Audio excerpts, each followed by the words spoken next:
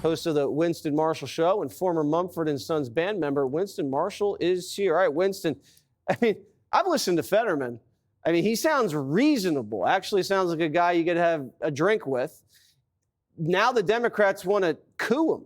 What's that about? Well, look, let's just zoom out a little moment. Zoom out. Okay, so at the moment, the dollar, since Trump's inauguration, the dollar is down about 10 points. The uncertainty index is at record highs. Not only that, Trump supporters, like I think of Ken Griffin, is warning that the markets are in trouble. And on top of that, the CCP, who Trump has declared a tariff war on, their whole objective, their whole plan to deal with Trump's tariff war is to eat bitterness, is the quote they're using, and get to the midterms and hope the Democrats can put a dent into the majorities he has in the Senate and the House. In other words, all the Democrats have to do is look competent. They're not even competent enough to look competent. In fact, they're not even competent enough to not look crazy. So you're saying they should have taken Carville's advice and play dead. Play dead into the midterms, don't fly to El Salvador and chase after gang members, and just don't look crazy. Playing dead will be a hell of a lot better than what they're doing now. Get Hillary Clinton and Pelosi away from the microphone, away from any camera screens. This is what people voted against. They personify the elite that people didn't want. And then the rest of them just keep quiet. That is better than what they're doing now. Just don't let anyone know what they're about. Well, Kamala's dancing. She gave a speech earlier this week, and Joe Biden and Jill are going on The View next week. Oh, well, that'll be fun.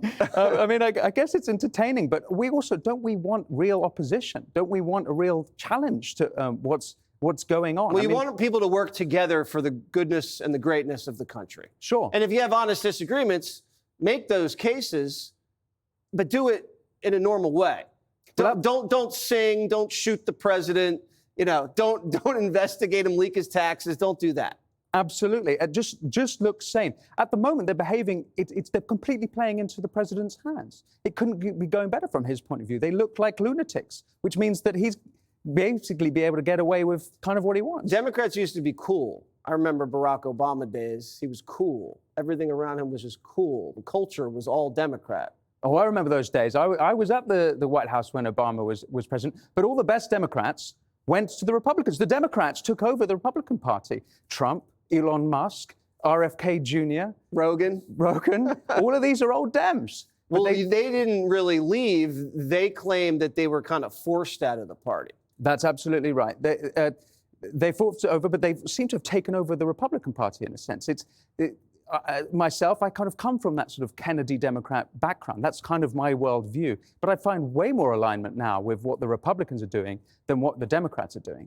How did you find yourself migrating or changing your positions? Or even did you change? Well, one of the interesting things, again, if we can zoom out, is in the old days, it used to be that we sort of agree on what the problems are, but we have different ideas for the solutions.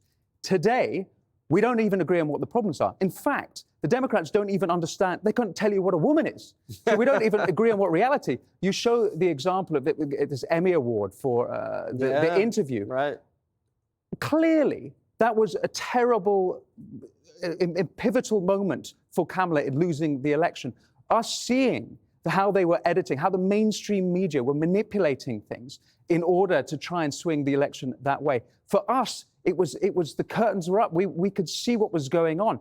How can they not recognize that? It's the same when they were saying, we need to get Kamala Harris to do long-form podcasts. Maybe then she'd have won it. No. Don't give her any more time on air. We don't want to see that Kamala. The victory would have been even double what they achieved. So where do you go now? What's next? What's next for the Democrats? Well, I'm not sure I can even identify where the real talent are. We didn't show AOC in your opening monologue. AOC's making a move. She's making a move. It seems like she's got Bernie behind her. Now, her ideas seem a bit loopy to me, not what I'm about. However, she does understand politics. She understands the emotion of politics, which, by the way, Trump is excellent on. She understands the cathartic nature of politics, and she provides that. Now, if she can combine that with Bernie's... With some policy, maybe, and maybe a way to relate to working class people. What about Newsom? Newsom with his podcast has been interesting to see. The numbers, I think, have dropped quite significantly. They're almost as bad as Michelle Obama's numbers.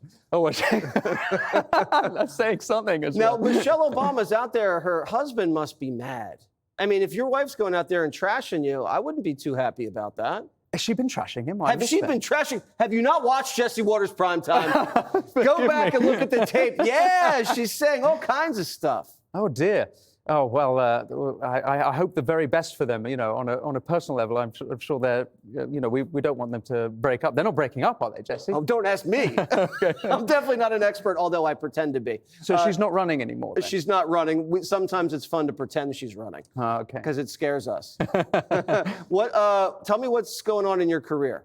So I now host a show called The Winston Marshall Show. Not as great as your show, but I'm working my way up there. Okay. And we do long-form interviews, going deeper on topics and issues, just like what we're discussing here, the future of the Democrat Party, populism, what Trump is up to. I've just come back from the White House where they hosted the first Influencer Day. Ooh. So as well as bringing the mainstream media in, they brought in a bunch of new media, alternative media, podcasters like myself. I was the only person from Britain, I note, so it's great to be included. Oh, I thought that accent was the Bronx. Very fun to talk to you. Yeah. Thank you so much. Thanks for having me on, Jesse. Really nice to meet you. Pleasure. Click here to subscribe to the Fox News YouTube page to catch our hottest interviews and most compelling analysis. You won't get it anywhere else.